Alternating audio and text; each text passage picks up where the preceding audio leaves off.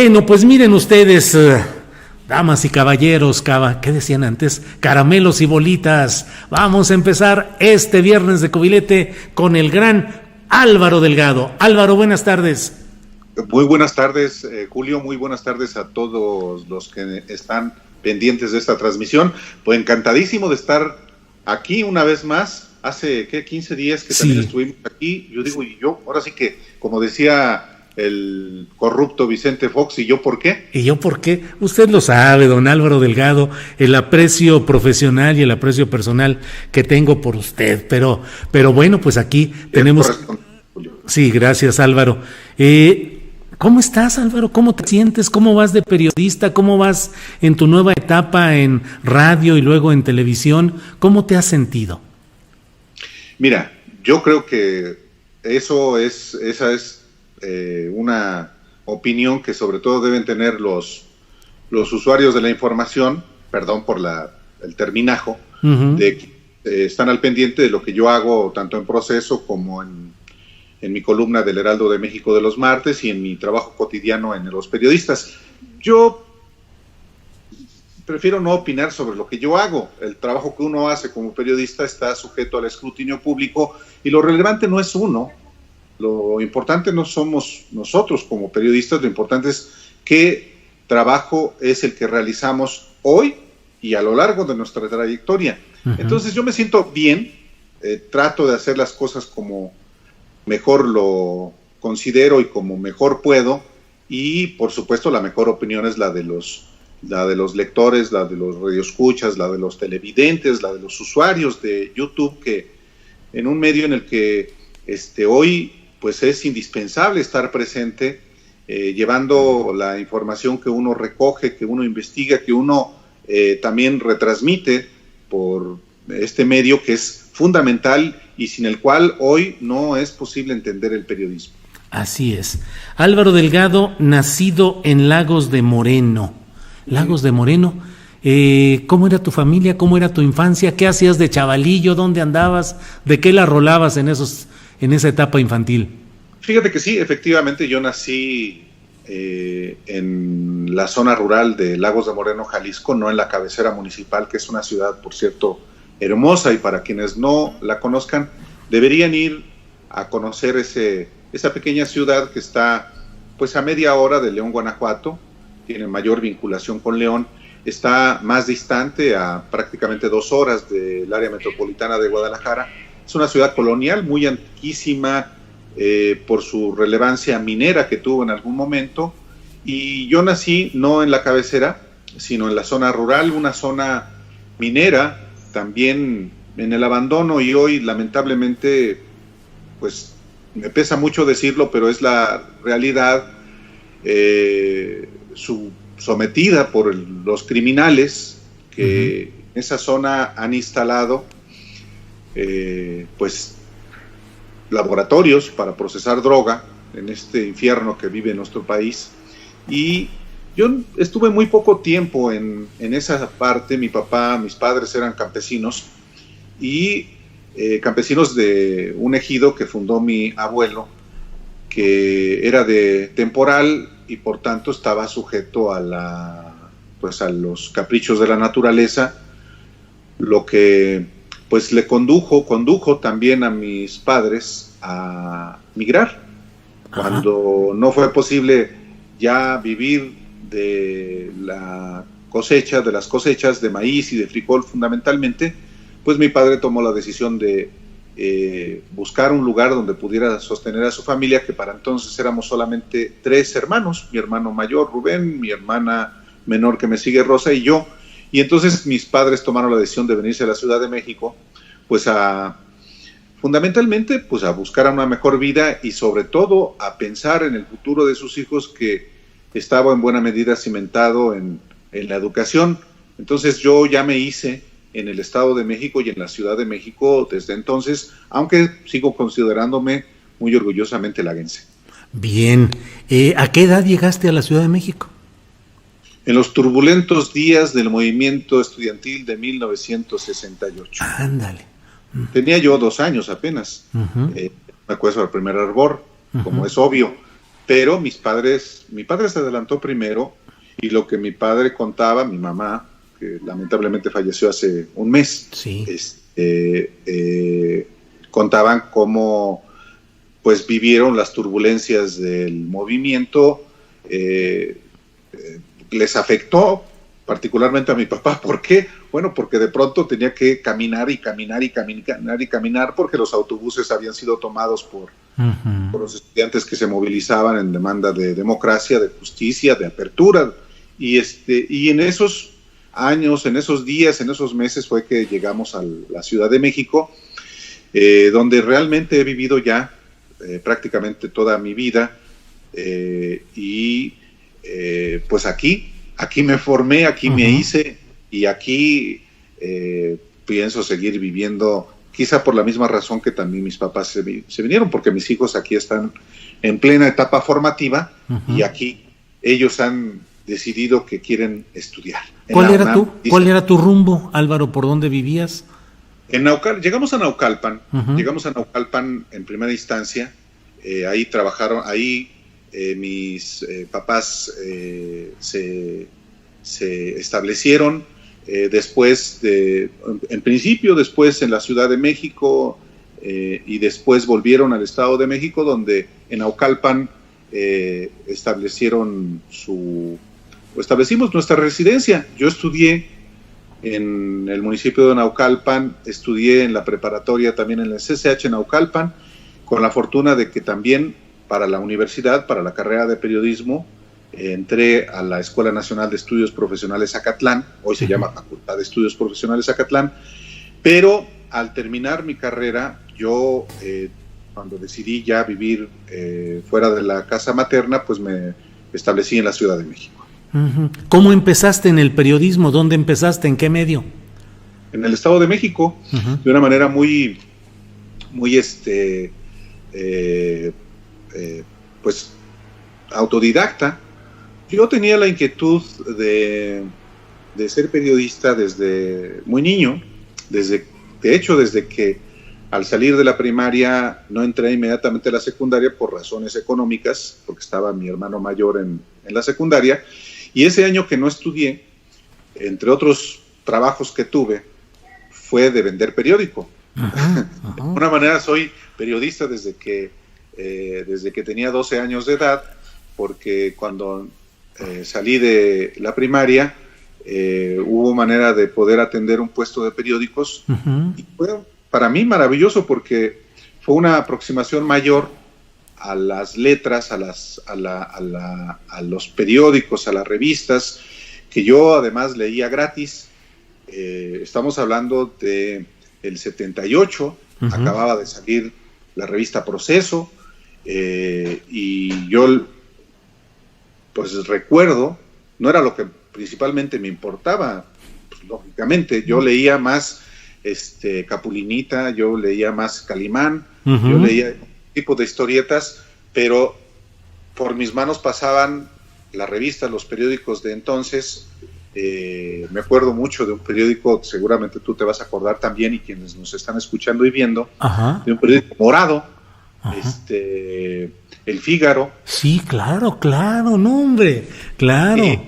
Y yo tenía en mis manos a diario la posibilidad de leer de gratis, no solamente las historietas que siempre me han gustado, sino los periódicos.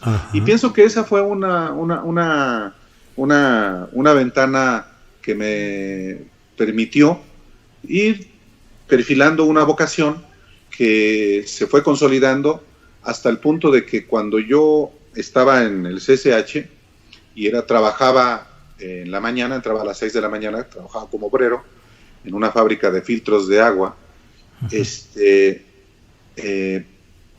decidí renunciar y comenzar a buscar dónde trabajar.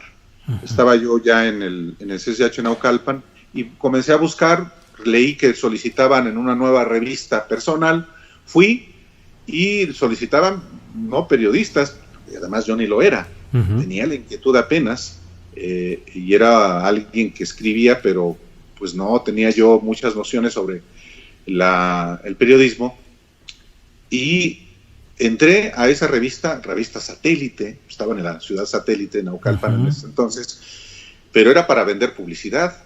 Entonces andé, gasté mucha suela caminando, buscando que alguien me comprara una octava, un cuarto, media plana de una revista que nadie conocía y que prometía, pues según sus patrocinadores, que iba a ser importante. No fue importante en ningún sentido.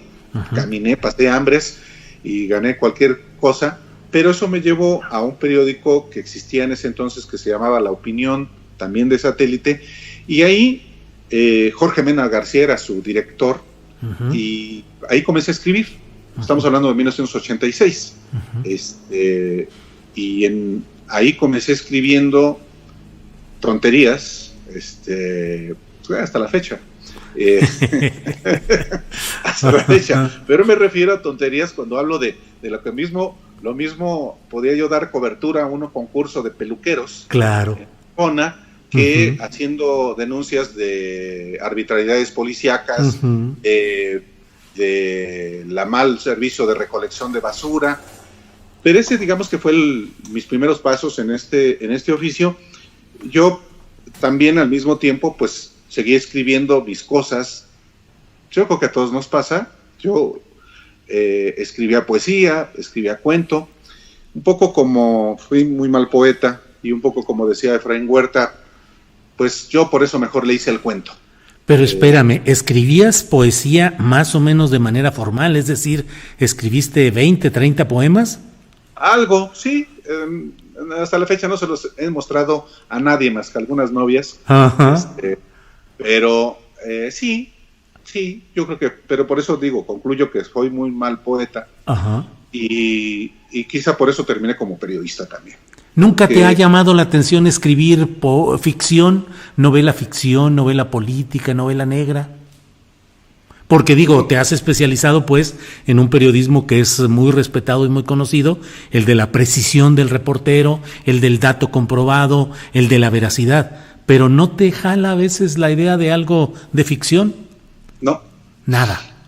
Cuando publiqué mi primer libro, El Yunque, la ultraderecha en el poder, en una que lo fui a presentar allá en Puebla, en la Benemérita Universidad Autónoma de Puebla, gracias en buena medida a Fritz Klogner, un amigo al que quiero y respeto mucho. Nos encontramos con Benito Taibo, y Benito me dijo: oye Álvaro, pero ¿por qué no haces, tú que conoces tanto, por qué no haces un libro? Sería un exitazo que tú, con toda la información que tienes y que no te compromete en muchas cosas, podrías hacer ficción sobre eso. Y le dije: no, yo estoy convencido de que mi labor y mi responsabilidad y también mi decisión es escribir sobre asuntos reales. Yo por eso me niego a llamarme escritor. Siempre que me dicen, es que el periodista y escritor Álvaro Delgado, yo solamente soy periodista. Eso es lo que quiero seguir siendo. Sí, soy periodista que escribe libros, que quiere seguir escribiendo libros, pero no me atrae de verdad la posibilidad de hacer ficción, que podría, digamos, perfectamente hacerlo sin las ataduras que da, a las que obliga pues el periodismo. Pero no, tampoco descarto absolutamente nada. Claro. Ya no puede uno descartar nada, pero mientras no sienta el impulso de recurrir a la ficción, pues voy a seguir haciendo lo que hasta hoy he hecho, que es atenerme a los datos, a las evidencias, y en todo caso emitir mis puntos de vista con mi nombre, con mi apellido, haciéndome cargo de ellos, del enjuiciamiento de la información en los espacios, en los géneros periodísticos que para eso existen. Álvaro, pasaste por los diarios El Nacional, El Universal y El Financiero en la Ciudad de México, pero platícanos cómo es que llegaste al semanario Proceso, que es finalmente, no sé lo que tú nos dirás, pero creo que es el medio que ha impreso su sello de estilo y de convicción y de compromiso en tu vida periodística. Sí, híjole, pues voy a cumplir 25 años, un cuarto de siglo, la mitad de mi vida prácticamente en proceso el próximo 16 de noviembre. Apenas unos días después de que tú terminabas tu huelga de hambre en San Luis Potosí. Y bueno, yo antes de entrar a proceso sí pasé por el Nacional en 1989, después de que yo en el 88 fui colaborador de Víctor Roura en la sección cultural del Financiero, a alguien a quien le tengo también un enorme aprecio, un enorme reconocimiento a Víctor Roura, claro. Lamentablemente marginado, pues porque hay muchas cúpulas y cacicazgos en el ámbito cultural, sí. Pero ahí él me dio oportunidad de trabajar, de colaborar con él, y luego brinqué al Nacional porque uno de mis maestros en la Catlán, Manuel Gutiérrez Oropesa, Manuel es un gran periodista también cultural, me invitó, lo dirigía en ese entonces José Carreño Carlón, y me propuso él ser reportero, no de cultura, sino de espectáculos. Publiqué reportajes sobre música popular, sobre teatro, sobre aspectos culturales en esa sección que él dirigía, y cuando solicité entrar como reportero fui rechazado por el sindicato. En ese momento el sindicato avalaba quién entraba al Nacional. No fue posible, él salió y yo tuve que salir también. Antes, estamos hablando de 1989, y no me puse a dar clases un año, porque tenía necesidades económicas, y ¿de periodismo año, o de qué? De literatura, de literatura. En una preparatoria en Cuautitlán Izcalli. Yo me levantaba a las 4:20 de la mañana para tomar el camión, yo vivía en Naucalpan, hasta Cuautitlán, de Romero Rubio, en una preparatoria en la que tenía 384 alumnos, adolescentes, intensos, y un jovencillo como yo parado para hablarles de literatura, de los clásicos y de la literatura mexicana que tanto me apasiona. Era complicado, pero me fue bien. 4:20, dices que las 4:20, 4:20 era el horario entraba a las 7 de la mañana. Pero era el horario convenido era la clave para el consumo de marihuana. El 20 de abril, que es el mes 4. El 20 de abril, que es el 4. Ah, sí. Sí. Ni idea, Ni idea. Yo ponía el despertador a las 4:20 para tomar 2 camiones que me llevaban hasta la preparatoria a charlar con jóvenes que tenían intereses absolutamente opuestos al verso en decasílabo o a las décimas o al siglo de oro o a la literatura de los contemporáneos en México. Claro. Pero era lo que marcaba el plan de estudios, había que darlo. Lo hacía yo con mucho entusiasmo. ¿Un año lectivo estuviste? Un año. Al término del año dije, yo quiero ser periodista. Y esto fue transitorio mientras me gané unos pesos bien ganados, creo yo. Como siempre busco hacerlo. Y entonces tomo el metro un día y me bajo en el metro Hidalgo. Y me quedaba Excelsior, el Universal, la Jornada, un poquito más allá, el Nacional, que eran rumbos que más o menos conocía yo. Y fui al Universal y conocí ahí a Emilio Viale, que era el jefe de información, y me dijo Emilio Viale, mira, mano, hay trabajo, pero de ti depende. Si quieres estar ahí, y me señaló la redacción detrás de un cristal donde solía sentarse los 2 reporteros de guardia.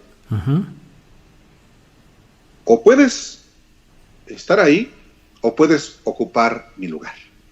Jefe de información de la universidad. No, pues sí, imagínate, claro. Y estaba ahí, a un ladito, en la oficina de un lado, estaba Pedro Álvarez del Villar, ese gran periodista peruano, de origen peruano, que estuvo con Julio Scherer en el Excelsior. Sí. Y también Pedro, además de Pedro Álvarez del Villar, Jorge Villa Alcalá, que fue el director de Últimas Noticias de Excelsior cuando la matanza del 68 junto con Julio Scherer.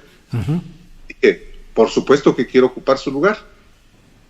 Bueno, pues claro, ¿qué dice uno? ¿Quiero ser reportero de guardia? Pues no, pero entré como reportero de guardia. Y me tocó el día que yo entré a la guardia vespertina, que era de las 5 de la tarde a las 11 de la noche, y después tuve también la guardia caballona, que era la que hasta el cierre del Universal.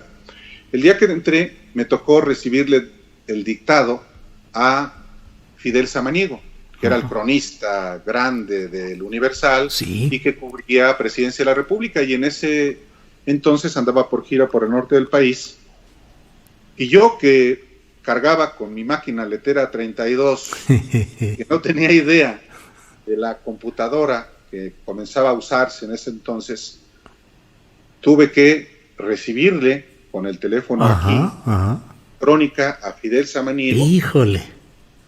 Creo que cometí algunos errores, como hasta la fecha lo sigo cometiendo. Es que siempre había ese riesgo por la comunicación telefónica.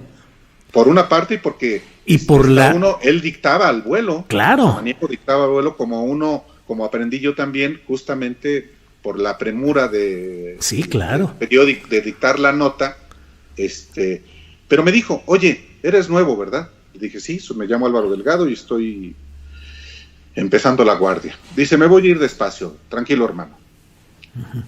Lo conocí después, 2 días después que regresó, me fui a presentar con él, dije, yo soy Álvaro Delgado.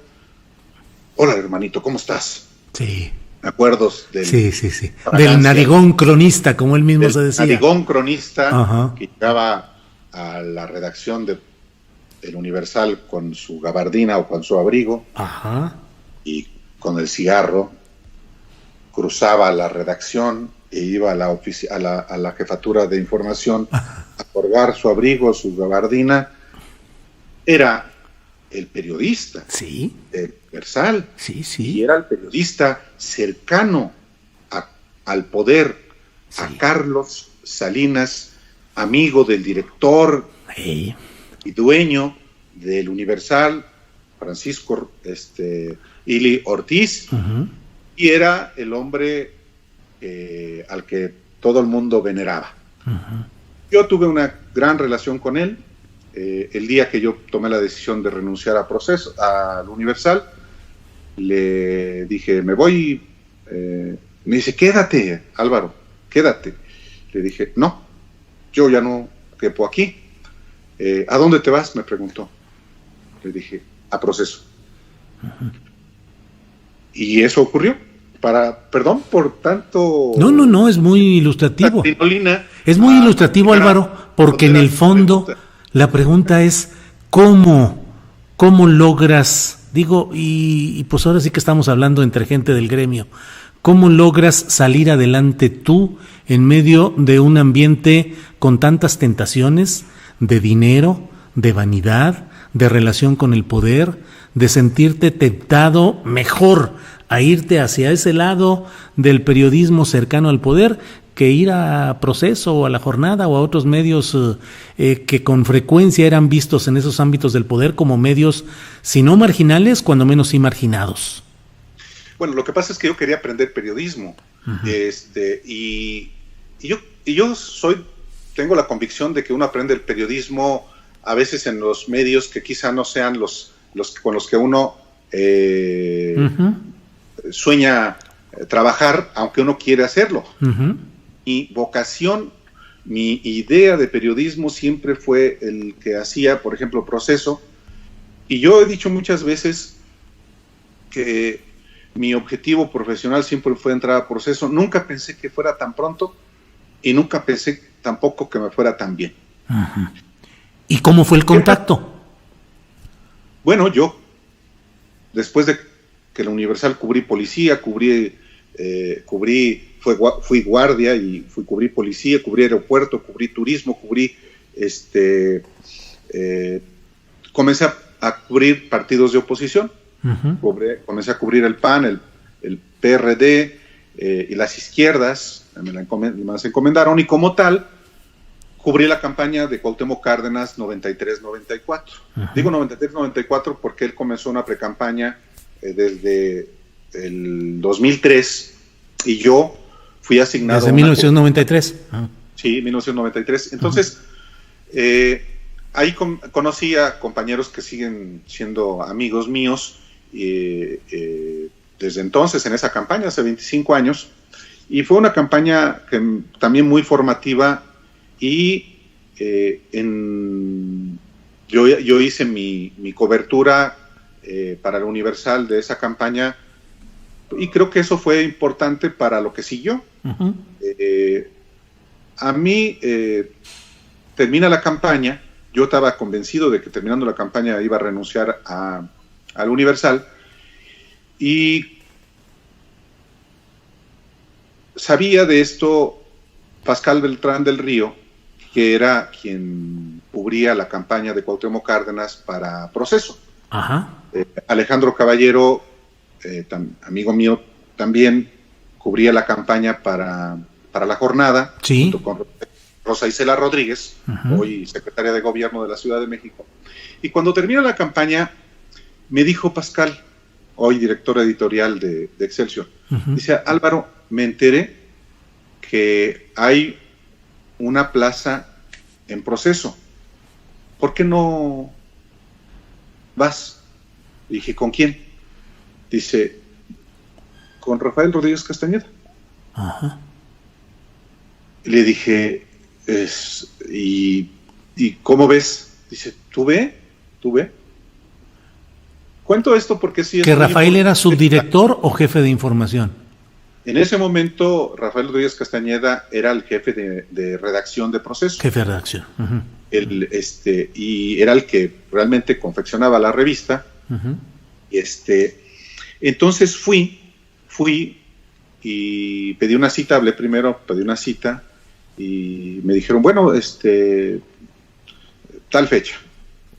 Y fui a tal fecha y me llevé un portafolio de las cosas que yo había escrito y vi a Rafael Rodríguez Castañeda, a quien yo conocí muy por encimita cuando él daba clases en Acatlán, solo que él nunca fue mi profesor. Yo fui su adjunto y en esa época nos tratamos muy por encimita. Yo más bien lo que hacía era ayudante de profesor adjunto, que se le da un nivel mayor, pues era un ayudante de profesor. Y me dice, sí, te recuerdo. Le dije, oiga, Pascal me dijo que había una plaza aquí, no sé, yo quisiera, por supuesto, entrar a Proceso. Me dice, ¿y traes un portafolio? Dije, sí, aquí se lo dejo. Dice, mira, déjame revisarlo y te hablo. Lo revisó y conforme a lo convenido, yo le hablé y me dijo, bueno, véngase tal día, un lunes. Fui ese lunes y me dice, pues, sí hay una plaza, pero pues solamente para la mesa de edición. Si le interese. Le dije, no, yo soy reportero y quiero seguir siendo reportero. Dice, pues es que solamente eso, pues se va a ir. Y se iba, efectivamente dejaba la mesa de edición, el Polito, le decían, el editor, un editor de muchos años. Y dice, pues piénselo. Dice, tómese 15 días. Le dije, sí. Pues me di lujo de pensarlo. Claro, yo salí de Proceso en la calle de Fresas, en la Colonia del Valle. Dije, qué tonto. Pues van a conseguir a alguien rápido de editor. Pues sí. Bueno, ni modo. No, el caso es que hablé y el día que yo llego, porque me dijo Rafael, dice, usted escribe muy bien, con mucha propiedad, sabe muy bien manejar el lenguaje, nos serviría mucho. Le dije, es que yo quiero seguir en la calle. Bueno, dije, pues ahí lo pensé. No, el día que regresé, 15 días después, le dije, sí. Bueno, ese día me presentó a quien yo por primera vez en mi vida vi y a quien admiraba desde muchos años antes, a Julio Scherer García. Entraste como editor a la mesa de edición. Sí. Adelante, pero por favor. Fíjate, sí. Qué curioso. Me dice, no venga el lunes y el martes aquí está muerto. Preséntese a trabajar el miércoles, me dijo Rafael Rodríguez Castañeda. Ahí está su lugar. Y después de que me presentó con Pedro Alicedo, que fue ahora gran editor de Proceso, con Sergio Loya, que también ya se jubiló, pero el día que entro a Proceso, un miércoles, había un conflicto en San Luis Potosí, y un conflicto porque en las elecciones municipales iban a celebrarse y había un problema con la integración del órgano electoral de entonces, y entonces, pues, ¿quién va a cubrir ese asunto? Todos los reporteros estaban ocupados, y Gerardo Galarza, en ese entonces estaba en APRO, pero era un reportero consumado y en la agencia informativa APRO del PAN, sí, y claro, entonces, pues que vaya Álvaro, Álvaro conoce, y Álvaro reportero, porque se le vaya Álvaro, y me dice Galarza junto con Rafael, ¿te vas a San Luis Potosí? Le dije, por supuesto. De manera que ese día, miércoles, tomo el vuelo a San Luis Potosí, llego ese miércoles por la noche, trabajo el jueves y me regreso el viernes tempranito, y mi primera nota se publica en aquella memorable portada de Proceso, El hermano incómodo. Así entra a Proceso. Y ya jamás estuve en la mesa. Me encomendaron más asuntos, incluyendo la cobertura de los conflictos en Tabasco a partir de diciembre de 1994. Vaya. Es muy aburrido, ya lo sé. No es aburrido, mi querido. Digo, ya sé que ustedes, tú y el tal Alejandro Páez, del cual nomás hablamos tangencialmente, nomás de pasadita, tiene un altísimo rating, de tal manera que ahorita tenemos casi 11,000 espectadores en vivo, que para nuestra transmisión de producciones con lo que hay, pues es muy alto. Así es que no, hay mucha atención y muchos comentarios positivos, porque es una historia de los entretelones de lo que nos sucede en el oficio, Álvaro, de cómo llegamos, de cómo caminamos. Y bueno, entonces desde ese momento en Proceso, y pues muchísimas más cosas buenas que malas en ese trayecto. Sin duda, no, yo soy deudor de Proceso. Yo a Proceso le debo muchísimo. En esos 25 años que cumpliré en noviembre, pues la verdad es que he aprendido tanto. Los errores son solamente responsabilidad mía, pero en Proceso me enamoré de mi esposa. Trabajando en Proceso nacieron mis hijos. Trabajando en Proceso he escrito mis libros. Trabajando en Proceso gané un premio que para mí es muy importante, el Premio Nacional de Periodismo, el ciudadanizado, porque hay muchos, Patito. Sí. En Proceso he tenido la oportunidad de conocer amigos entrañables. Trabajando en Proceso he tenido la oportunidad de tener cercanía con el poder político, pero la distancia que siempre se debe tener a partir de la escuela que Julio Scherer hizo en Proceso.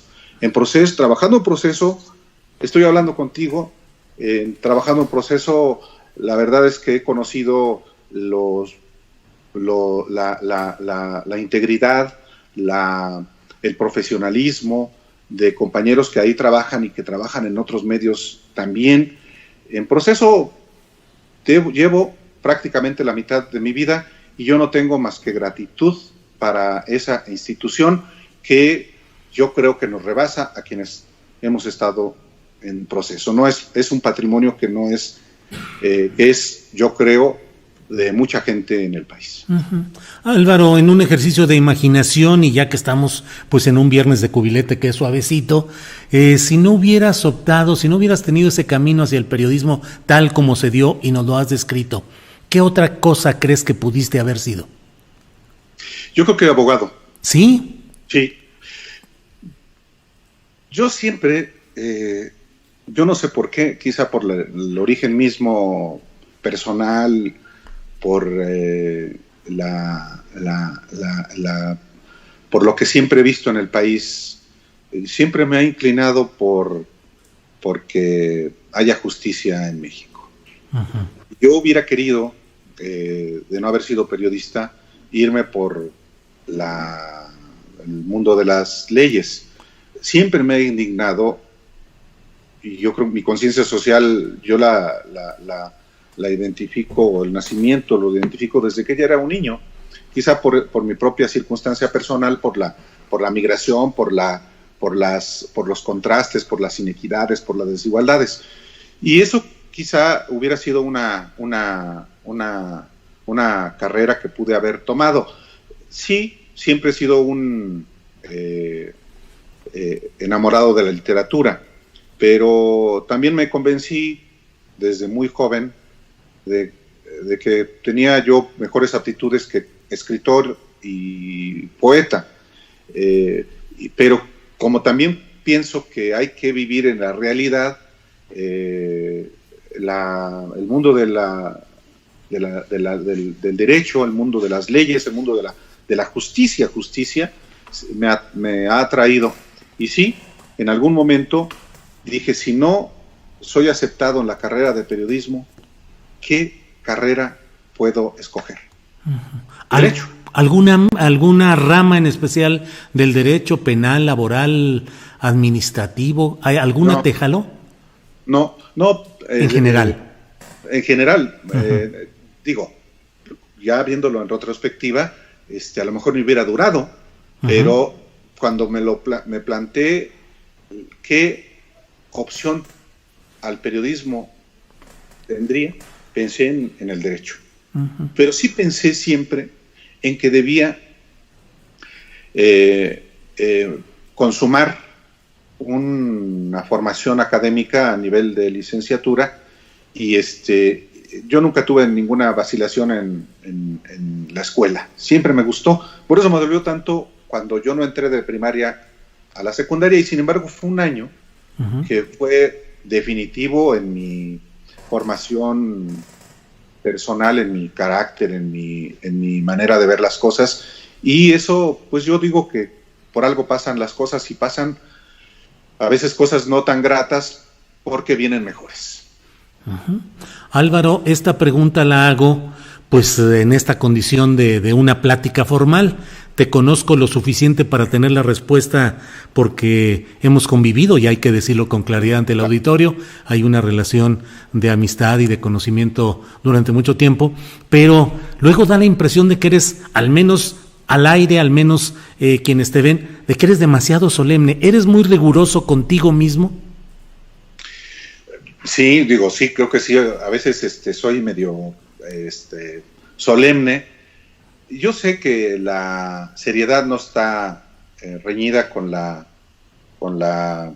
antisolemnidad, pero esa es mi personalidad. Sí, de repente soy medio rígido, medio tieso. Ahorita mismo estoy nervioso. ¿Pero por qué? Sí, lo sé. Pero pues sí, es parte de una personalidad.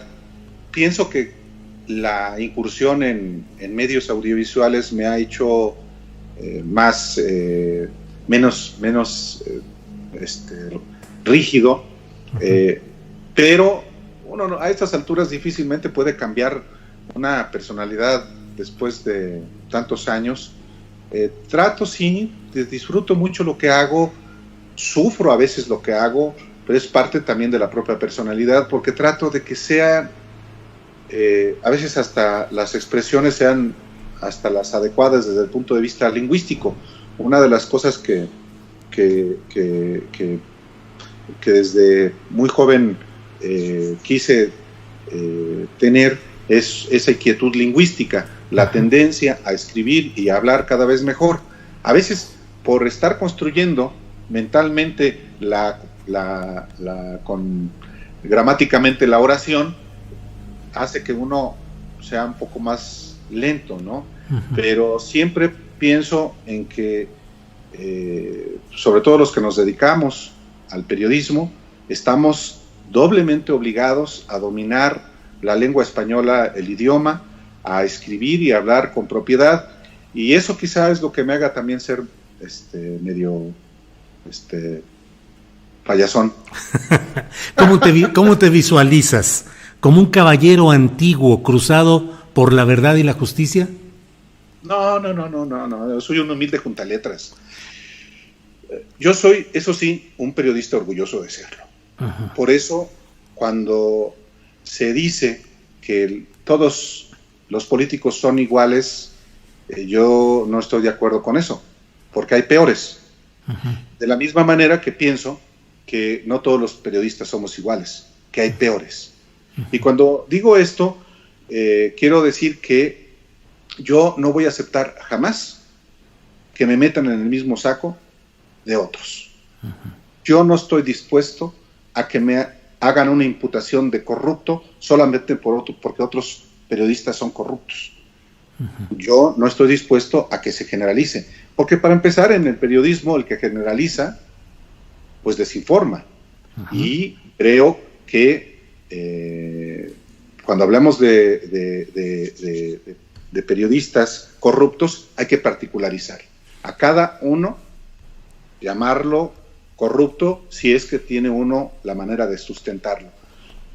Yo pues hago lo que puedo, como mejor puedo, en mi oficio, pero defiendo mucho mi honorabilidad, porque sí me la he ganado, porque sí he hecho una trayectoria de honestidad y en ese sentido pienso que en el oficio periodístico no todos somos iguales. Y el trabajo, la trayectoria está sujeta al escrutinio y yo no voy a admitir que en esta historia, en esta añosa trayectoria del periodismo corrupto en México, me incluyan. Periodismo que sigue siendo corrupto, muy corrupto en México. Eso también a veces muchos quisiera que no se discutiera en aquella vieja expresión que yo repugno: perro no come carne de perro. No, para empezar, yo no soy perro. Y si la sociedad tiene derecho a saber quiénes son los periodistas y los medios de comunicación que están dispuestos a corromperse para muchas veces no lanzar loas al poder. Y no solamente al poder político, también al poder económico, al poder religioso, al poder criminal, al poder castrense. Y quienes también están dispuestos a mejor callarse la boca. Y en esto hay, en México, un voluminoso expediente de medios y de periodistas que, por lo menos a mí, sí me indigna que me metan en ese elenco. Álvaro, pues una de las características de este programa del tal cubilete es el uso de ese jueguito que cuando es de manera presencial, pues ahí lo hacíamos sobre la mesa de la estación de radio o de televisión, pero ahora lo tenemos de manera virtual.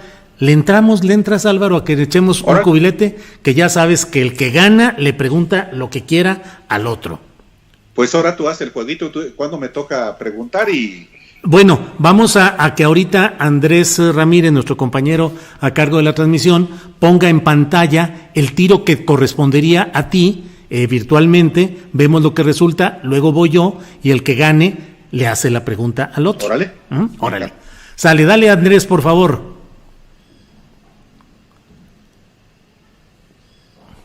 Ándale. 2 reinas y 2 dieces. No, pues estás pesado, mi querido Álvaro. Ya ve pensando qué me vas a preguntar. La pregunta incómoda. Andrés, por favor, el tiro que corresponde a mí.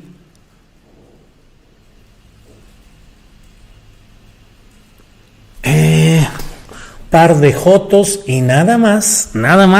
Sí, pues la tenías muy, muy cantadita. Así es que a sus órdenes, señor periodista. Pues mira, nos conocemos y la verdad es, para mí sí es un privilegio que estemos charlando el día de hoy, después de tantos años de también conocernos. Pero fíjate, yo tengo este libro tuyo. Las horas contadas del PRI. Las horas contadas del PRI. Uh-huh.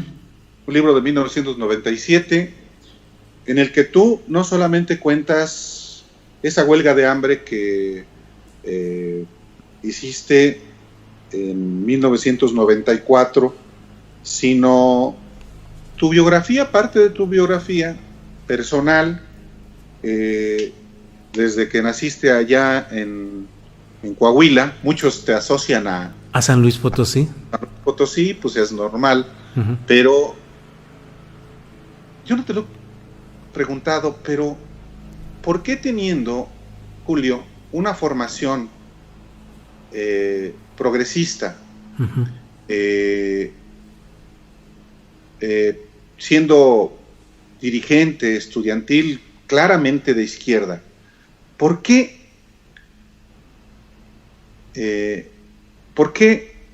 optar por militar en el PRI? Uh-huh. ¿Y por qué inclusive con Luis Donaldo Colosio? Uh-huh. Fíjate, me parece a mí, dentro de la lectura política que en su momento me era dado y en las circunstancias políticas de ese México, a mí me parecía que la única manera eficaz de tratar de impulsar cambios tendría que ser dentro de un aparato que en aquellos momentos resultaba absolutamente dominante de todas las esferas públicas, y en el cual en ese partido existía también un segmento de izquierda o un segmento intelectual o progresista que procuraba ser una línea de contención contra políticas impopulares, o que procuraba impulsar ciertas políticas populares precisamente. Entonces a mí me pareció que la lectura de eficacia política llevaba en ese momento a entrar a ese partido, y fue así como decidí hacer política partidista y activa en el Partido Revolucionario Institucional en ese tiempo. Y a Luis Donaldo Colosio lo conocí suficientemente bien como reportero que era yo de la Cámara de Diputados, y ahí conocí a un joven diputado sonorense, Luis Donaldo Colosio, con el que compartí muchos momentos de comidas, de cenas, de reuniones, de pláticas, en las cuales a mí me parecía Luis Donaldo un hombre con una convicción verdadera de tratar de cambiar las cosas, y con un sentido político muy distinto a los políticos tradicionales. Luis Donaldo no era ni fanfarrón, ni era abusivo, tenía un sentido de compasión o de solidaridad o de participación social, y la verdad es que a mí me pareció que era un hombre que merecía impulsarle, y yo tomé la decisión, renuncié al diario en el que estaba en aquel tiempo para pasar a formar parte del equipo de Luis Donaldo, y estuve con él los 6 años hasta su asesinato. Y en su asesinato me di cuenta que las cosas en México no iban a cambiar por esa vía.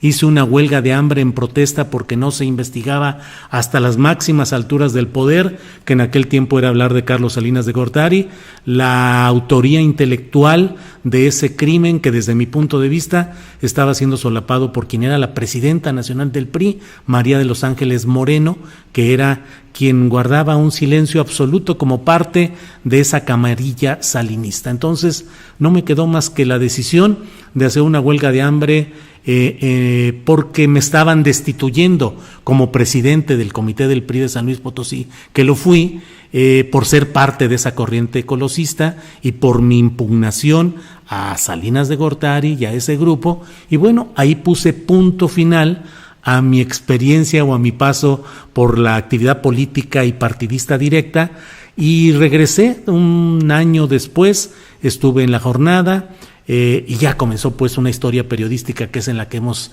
estado participando en todo este tiempo. Pero yo sí creí que en el PRI se podía hacer política eficaz, eficaz para cambiar las cosas, y con Luis Donaldo, que no era un ideólogo, no era un hombre que tuviera una propuesta muy elaborada del cambio que podía hacer, pero creo que si se le hubiera permitido llegar a ser el presidente de la República, muchos de los errores y de los problemas que se han cometido podrían haberse evitado, y yo estaba justamente en el área impulsora del cambio político desde el propio PRI, con Luis Donaldo Colosio como jefe y como protector de esa corriente que él impulsaba, para que buscáramos el cambio dentro del PRI y también el cambio general político en México.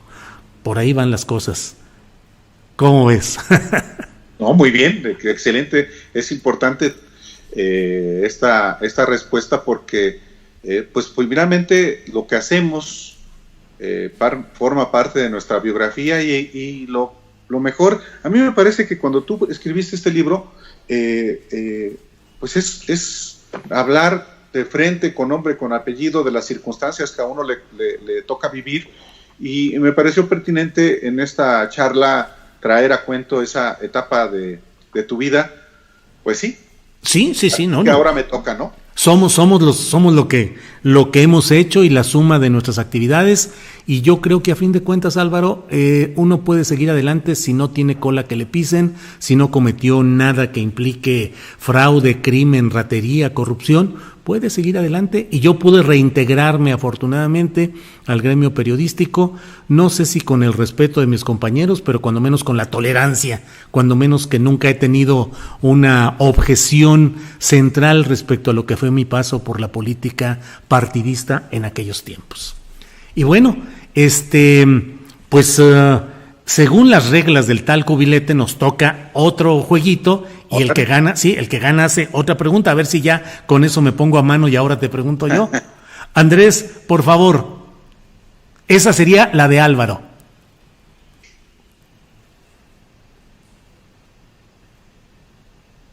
Es un par de cuinas con un rey, un joto y un 10, nada más. Un par de cuinas. Se me hace que ahora sí te voy a andar ganando, mi querido Álvaro. Viene Andrés.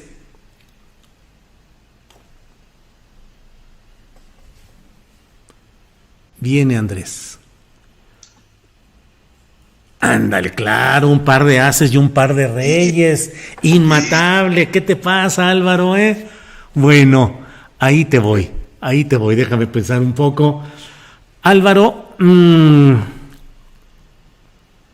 ¿qué tanto el acomodo político, los tiempos presidenciales marcan o te pueden marcar a ti en tu ejercicio periodístico en cuanto a estar más cercano a la idea de alguien? Pienso en López Obrador como un político de cambio, y los anteriores políticos como políticos de una continuidad oscura contra la que hemos estado en lo general. ¿Has tenido la tentación de acomodarte un poco a los nuevos tiempos, a no dejarte golpetear por tanto cascada de críticas que se dan, sobre todo en las redes sociales? Digo, tanto a ti como a mí, no digo que solamente a ti haya ese golpeteo, sino contra todos quienes criticamos algo así. Es decir, ¿qué tanto en ti puede influir una cercanía, una vocación de cercanía con un político, con un personaje que tenga en ti afecto? Yo tengo soy muy poco dado a las relaciones públicas. Uh-huh. Yo establezco siempre relaciones de respeto con mis interlocutores, todos, sobre todo los políticos, o sobre todo los que con los que trabajo. Por ejemplo, me dicen a menudo: oye, ¿cómo es posible que cubras al PAN? Te han de mirar feo. Y la verdad es que no. Uh-huh. O sea, yo puedo decir perfectamente que como establezco relaciones de respeto, por ejemplo en el PAN o con personajes del PAN, tengo esas relaciones de respeto. Tengo pues sí, personas con las que tengo mejor relación que con otras, pero pienso que todos saben a qué atenerse conmigo. Yo soy periodista, no soy confesor. Uh-huh. Y por ejemplo, en el caso de Andrés Manuel López Obrador, a López Obrador yo lo he lo traté mucho, desde 1994 sobre todo, pues porque había en Tabasco un conflicto que había que darle cobertura, y uno de los interlocutores fundamentales era Andrés Manuel López Obrador, con quien establecí una relación muy positiva, muy buena, y que continuó después como presidente del PRD y como jefe de gobierno. Una relación que estaba sustentada justamente en el respeto. Para mí era una fuente de información muy relevante, y sin embargo tampoco nunca con él he tenido, pienso, una relación más allá de lo profesional.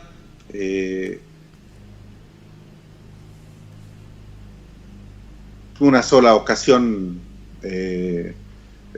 comimos juntos, lo invité a comer a mi casa cuando era jefe de gobierno, fue solo, entró, hasta se sorprendieron los vecinos, la única ocasión, y solía platicar yo con él en la jefatura de gobierno, en el entendido de que a mí me nutría de información.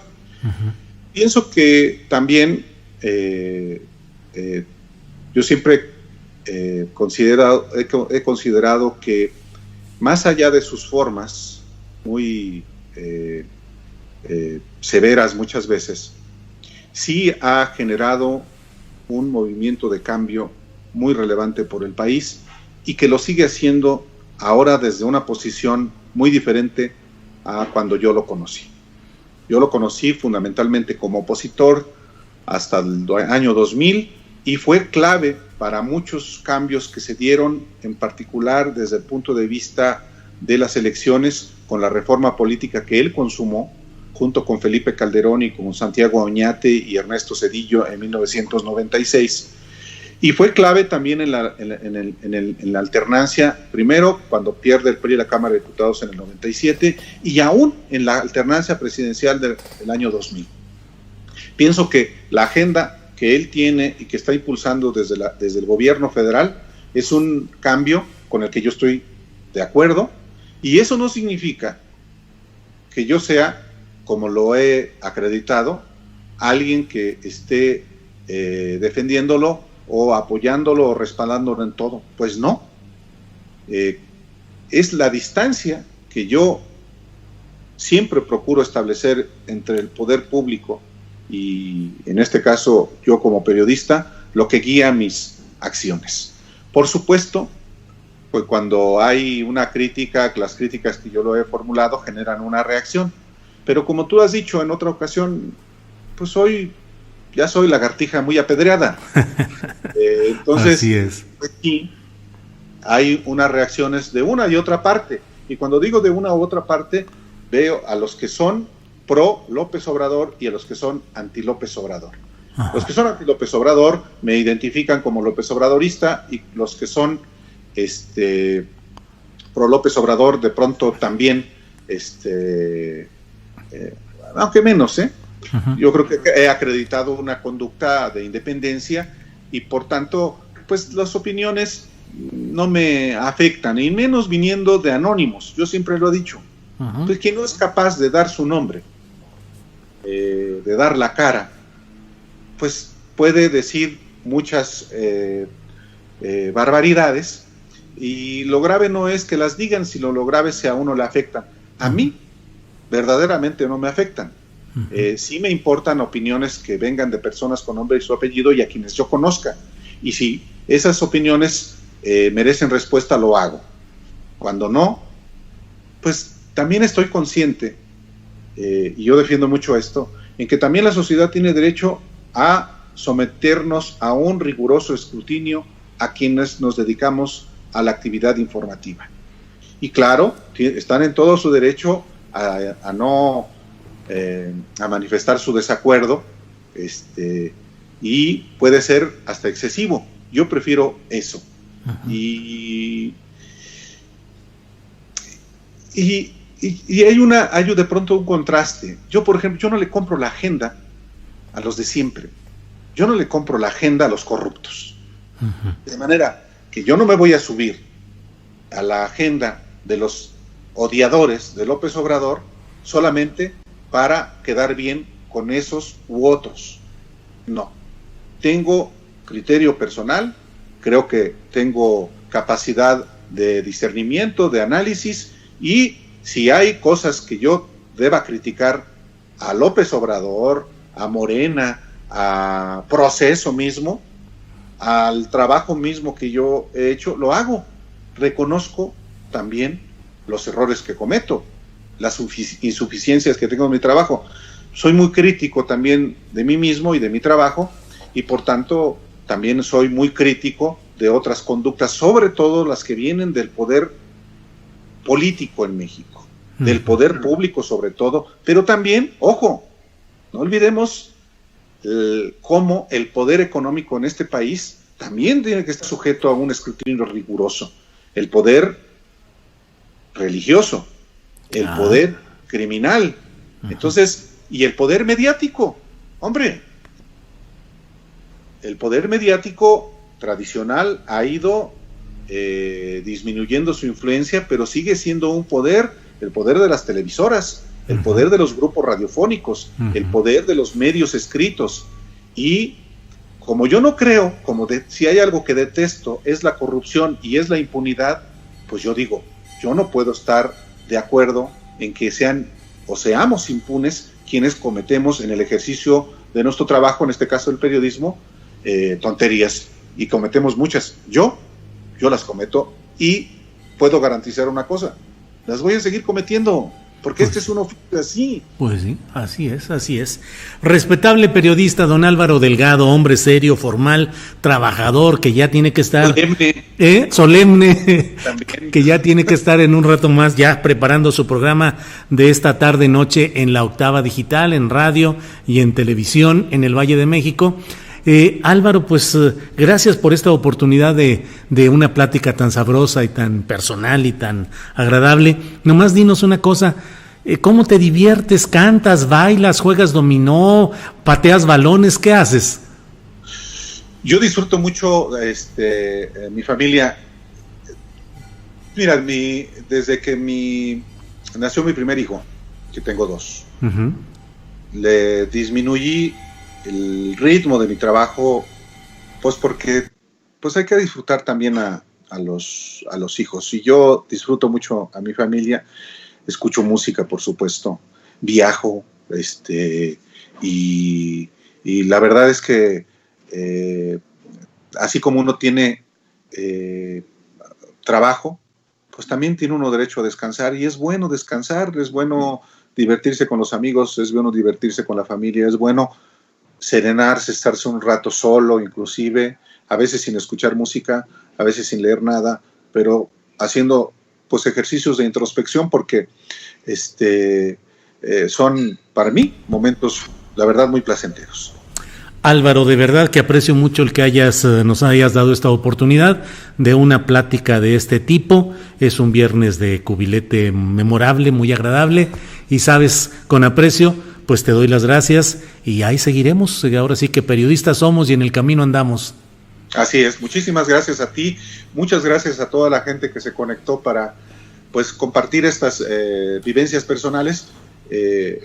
Yo soy como soy, así me verán en la calle, viajo pues siempre, soy un pobre venadito que habita en la serranía, así es que muchísimas gracias, Julio, y gracias a todos ustedes que han hecho llegar sus comentarios, que veo que son muchos. Sí, son muchos, y una 11,600 y feria de espectadores. Pues muchas gracias, Álvaro, seguiremos en contacto. Gracias. A la orden. Gracias.